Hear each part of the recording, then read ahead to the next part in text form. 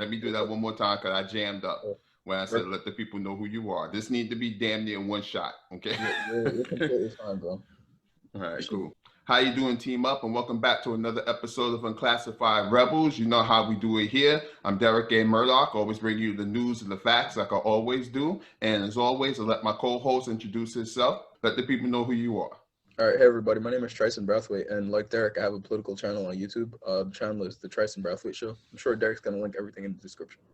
Oh, you know how we do, definitely do, man. So, I want to say thank you to everybody helping Unclassified Perspectives get to 1,000 subscribers. That's a huge help, and it was an awesome feeling because no name, notoriety, or anything over here. I didn't piggyback in or anything. You know, I'm starting basically from scratch. Nobody really knew who I was, and seeing it grow like this has been an awesome experience for me, putting so much time and effort into it to get it to the level where it needs to be. And I want to say thank you to a couple of people and extended Unclassified family, as I like to call them. Of course, you got Trison right here. He's been a day one supporter. He even do the show with me.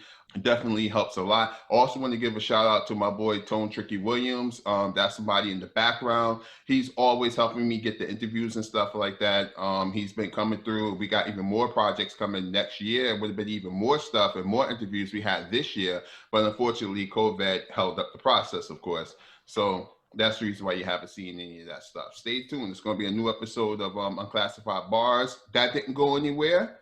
It's coming back. I already have the first artist recorded. I've got more artists lined up. Just the COVID thing, once again, slowing up everything. So be patient, but the content's going nowhere. It's going to be just as diversified as ever, and you're going to have a lot to look forward to.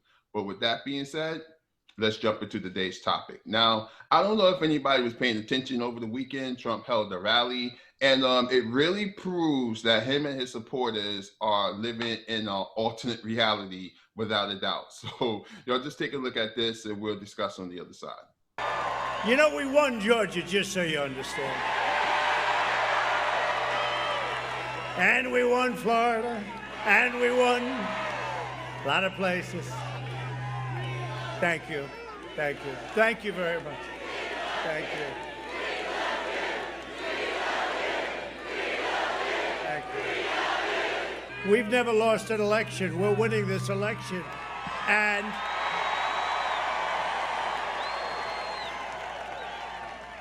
I will say we're fighting very hard for this state. When you look at all of the corruption and all of the problems having to do with this election, all I can do is campaign, and then I wait for the numbers. A lot of people already are vaccinated. It's called you caught it, and you're immune.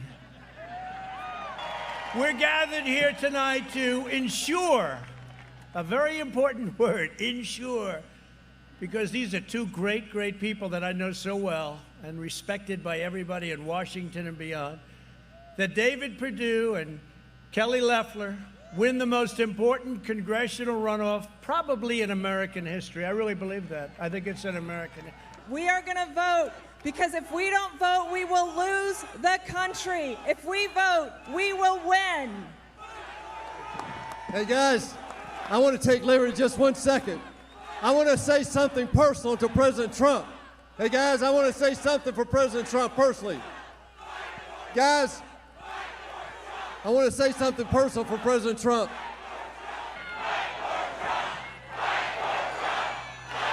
Thank you, guys.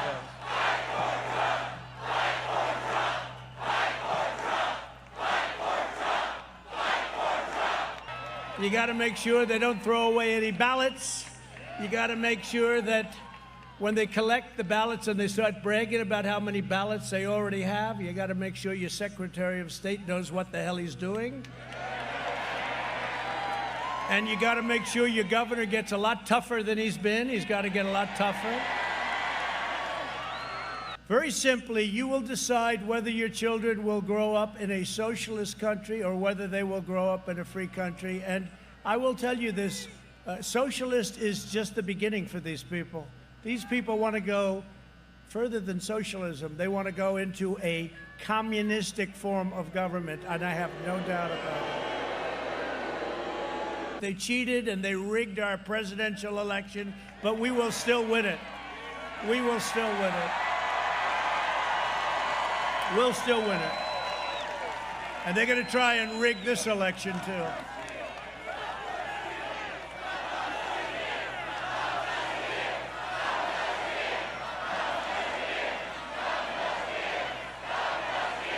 Just before the election, I'm going to lose Wisconsin by 17 points. I said, no, I'm going to win Wisconsin. Well, actually, I won Wisconsin. They're trying to say he's a little down, but I actually won.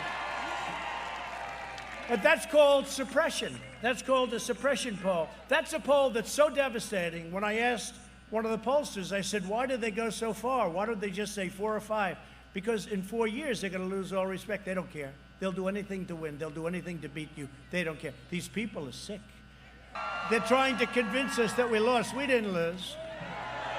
They found a lot of ballots, to be nice about it, and they got rid of some, too. All right, Trison, so after looking at that complete and utter madness, as far as I'm concerned, on the screen, what do you think about this alternate universe that these people live in? You know, calling it an alternate universe, that's probably the best way to say it. Because you got Trump on one hand saying, this election is illegitimate. There's no way Biden got 80 million votes. And then in the same breath, he's like, just like they said in the clip, he's like, hey, you need to do everything in your power to make sure that Loeffler and Perdue get reelected to the Georgia Senate because they're going to determine everything. And calling it an alternate universe is the perfect, once again, the perfect way of saying it. Because you got Trump saying Joe Biden is going to make this country a socialist country. It's like, what are you talking? I wish Joe Biden would make this country a socialist country. Big time. Big time. Jesus. Oh, they're in a, I was just putting that out to somebody the other day. I was like, yo, so let me get this straight. The dude who was vice president to the man that bailed out the banks, and the woman that is now vice president-elect, who didn't press any charges against people that was running the banks at the time, are somehow now magically socialists? You know, like somehow they're going to come around and they just going to turn this whole country into a socialist country when all they ever did throughout damn near their entire career was support the corporate infrastructure that we have in this country. That's all they ever did. So I don't understand the angle, but we already knew that they was going to be calling people socialists because that's their only go-to message, because, you know, like they don't have anything or any policies that they're pushing pretty much. All they're doing is just calling everybody's a socialist and just try and push that angle and try and scare everybody into believing it and jump on their side, because they're really not offering anything as far as for policies or anything like that is concerned. I tell you, the craziest part to me of that whole thing, and the best part of that, is when they proved that they was in the alternate reality, because they had to look at the TV when he started playing the conspiracy theory. The evidence of fraud is overwhelming, and again, I'm going to ask you to look up at that very, very powerful and very expensive screen. I do this for a few people. Let's go. We certainly want transparency.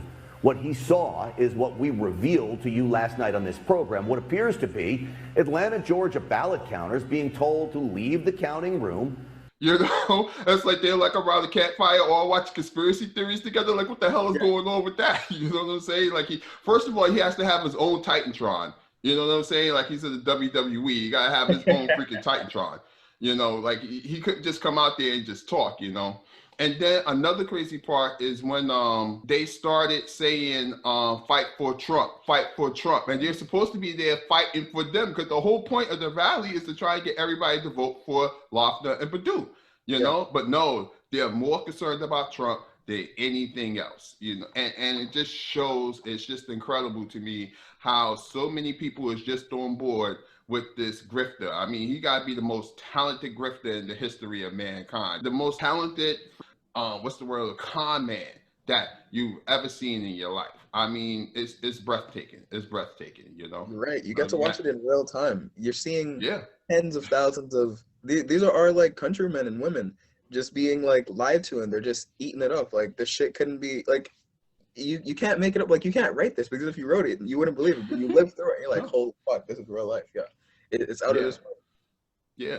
Yeah, it's just freaking amazing, you know. And in the meantime, they're out here at a rally screaming about stop the steal. That's what the term is, right? Stop the steal, stop the steal. You know, in the meantime, in a lot of these areas, COVID numbers are going crazy. We lost another 4 million jobs in the meantime. That's not coming back. If you look in Yelp, you will notice that a lot of restaurants that was like temporarily closed now say permanently closed. And then we also have this, I guess, hunger crisis, a food crisis that's coming along with all these job losses and everything. You know what? As a matter of fact, I'm just going to play the video. Let's just jump to that. I want to talk a little bit more about this. But you know what? We're wasting too much time on this person because pretty much in January 20th, it's a wrap for him. So let's not even worry about this anymore. Let's talk about something that's more important.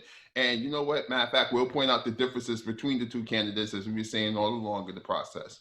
Take a look. If a picture tells 1,000 words, the images outside food banks all over America could write a novel on need.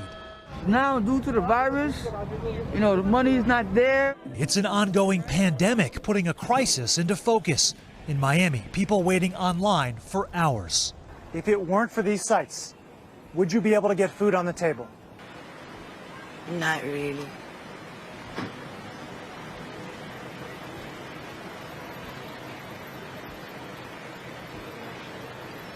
Feeding South Florida has seen demand double.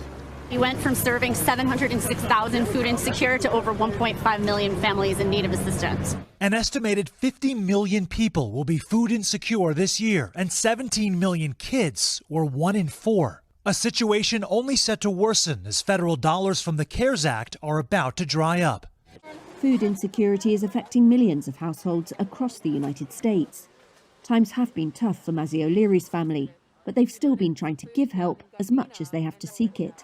We've been getting some, grab and go food supplies from schools, just to help to be able to kind of feed our kids too. But then there's some leftovers that we also share with our neighbors and with teachers who are in need. So we've been doing that, and whatever that we can make or bake, we've been donating those food too. Los Angeles resident Beatriz Fernandez says things haven't been easy, but she still finds much to be thankful for. I'm grateful for everything, but particularly because we're healthy. Unfortunately, we will be alone because we can't be with our families. In Atlanta on Sunday, people waited for hours after Tyler Perry announced he would give away Thanksgiving supplies and gift cards at his studio to the first 5,000 families. Traffic backed up for miles. The event began at 8 a.m. and the studio ran out of groceries by 10 a.m. Food Bank for New York City says more people are showing up to receive food donations compared with the same time last year. Year to date, we typically distribute about 10 million meals at this point, so we have already tripled that. Janice Robinson, Vice President of Food Bank for New York City, says she doesn't see an end in sight. Sadly, New Yorkers are still struggling. People are unemployed and they're still having a need for food. Their children are being kept home, so those children aren't getting their meals at schools. So the need is only increasing. Many in the line said they had been laid off because of the pandemic, and some said they were working but couldn't make ends meet without the help of donations. It's a long line, but too many people, they need food. I prefer working than have to be sitting there collecting a check every week, but it helps. But now that we're not getting nothing at all, I don't know how I'm going to pay my bills. At what's called a super site distribution on Monday, gridlocked for miles as thousands tried to reach the giveaway. We don't have anything. We're living off just donations and going to like churches and stuff. The food bank delivered enough for 7,500 families to receive 100 pounds of food each. Thank you. Volunteers serving 1,200 cars an hour. For now, the food that I'm getting from different parts, different other sites, is not enough. This food bank is more accustomed to emergencies like hurricanes, where the need usually subsides in weeks. With the pandemic, there is no end date. Okay, now you see, this shows the contrast of what's going on in the world and what's going on in Trump world with his supporters. Because all of this is going on. People don't have no food. You got people over here waiting in lines to get fed, people struggling just to make ends meet, just to have some sort of a small Thanksgiving for their families, and it's zero concern about that.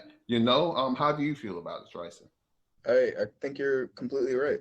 It's crazy, and I think we also have to talk about our reliance on billionaires. I think it's a great thing that Tyler Perry donated 5,000 turkeys or whatever he donated, but we can't live in a society where we have billionaires paying less in taxes than they should be. And then when crises come, instead of the government taxing them and being able to provide all these things for the people that should be provided, we're like, oh, they're benevolent billionaires, please bail us out, because that's exactly what's happening. We have to turn to the Tyler Perrys of the world and beg them, hey, can we please get some breadcrumbs? Oh, we're going to open this donation of turkeys from 8 o'clock. Can I get a turkey, a free turkey?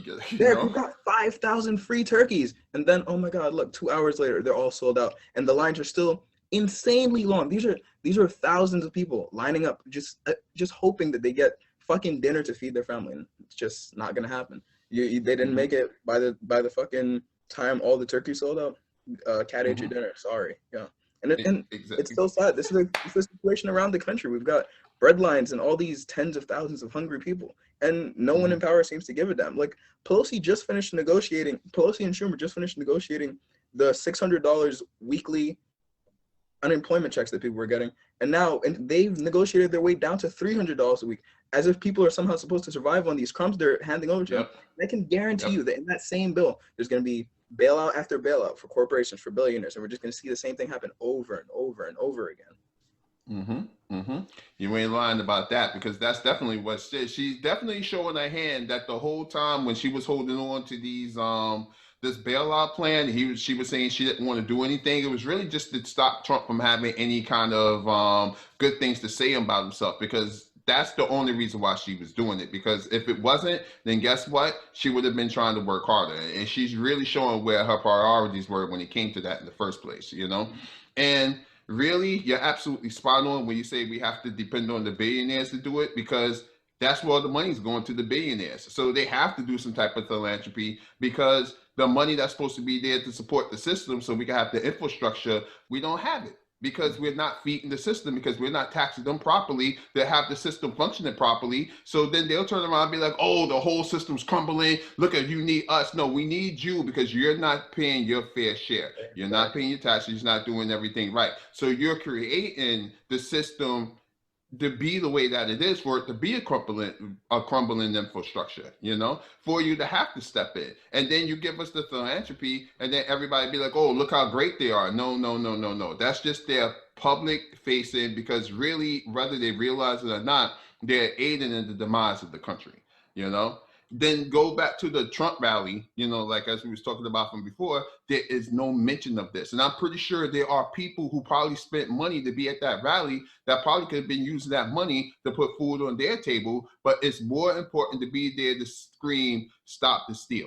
Like, I'm pretty sure a lot of them in there don't have jobs right about now, or have people who's been suffering from COVID looking at the exploding numbers around the nation. Anything else that you want to add to this conversation here before, you know, we move on to anything else? Or no, I think this is a great point for you to play the video of Biden's speech, so we could compare and contrast how completely different Trump and Biden are addressing the coronavirus. Bet. Millions of people have lost their jobs or had their hours slashed. They've lost their health insurance or are in danger of losing their health insurance. 1 in every 6 renters is behind in rent. 1 in 4 small businesses can't keep their doors open. And there's a growing gap in Black and Latino unemployment, and the gap remains much too large. And it's deeply troubling that last month's drop in overall unemployment was driven by people who were dropping out of the job market, not because more people were being hired, dropping out of the job market altogether. They've lost hope of finding a job, or they're taking full-time caregiving responsibilities as child centers remain closed and their children learn remotely. Since October, cities are down 21,000 educators, just as schools need more help in fighting against the pandemic. Over the past 3 months, 2.3 million more people are long-term unemployed, meaning for 23 weeks or more. By far the largest increase on record. It's a snapshot, I might remind you, up to mid-November. Before the surge in COVID cases many predicted, and the deaths rise that we've seen in December as we head into a very dark winter ahead. The folks I'm talking about, the folks out there aren't looking for a handout. They just need help. They're in trouble through no fault of their own. Nothing they did caused them to have hours cut or lose their job or drop out of the market. What they need us to understand. The moratorium on evictions will expire. States will lose the vital tools they need to pay for COVID testing and public health. Put yourselves in that position, anybody listening. Laying awake at night wondering what's going to happen tomorrow. States and cities need funding to direct their COVID response, which is the only way we're going to end the economic crisis as well. Only way we're going to get people back to work. All right, yeah, that just shows everything you need to see. Derrek, what do you have to say about this? Oh man, as far as I'm concerned, I don't think it could show any more of a difference between them, because at least Biden is acknowledging the fact that we are going through a situation that we're going to need money for, that need deep thoughts, that need the best people on this. He recognizes the fact that there is a coronavirus pandemic going on. But in Trump land, it's like it never happened. You know, it's like it's going to go away any day now. You have to acknowledge the problem in order to be able to solve the problem. If you don't do that, everything is lost, you know? What do you think about it? I think when it comes to Joe Biden being the next president, him handling the coronavirus is going to be the best thing we get out of his presidency, especially in comparison to the way Trump's been handling it.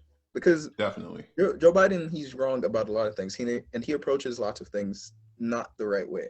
Even in that speech, he's saying stuff like, people don't want a handout from the government. Like, bro, this isn't a handout. It's a pandemic. People need, people need assistance. It's not a fucking handout. Stop saying nonsense. But then when you compare that to everything Donald Trump has done with his leadership, we're nearing 300,000 dead people. This is Donald Trump's presidency. For all that Joe Biden does wrong, for the fact that he's just this neoliberal corporate establishment president, at the very least, we know he's going to listen to Fauci. We know he's going to do so many things better than the way Trump's been leading his administration. So I'm hesitantly grateful to see the Biden administration handle the coronavirus pandemic.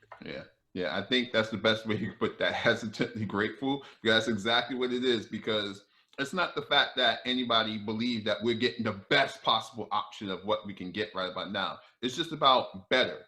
And better is pretty easy because the bar is like, I don't know, how low can you go at this point? You know what I'm saying? It's ridiculous at this point. So anything other than what we've been dealing with is going to be better. And hopefully Biden will do something, because I know a great deal of people who have to shut down their businesses and how the whole pandemic's been handling and how people just had to close down everything that they've been working so hard for.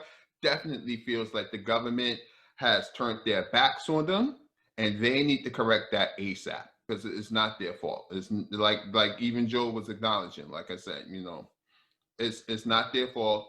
It's nothing on nobody's own that had any damage done to them throughout this whole thing.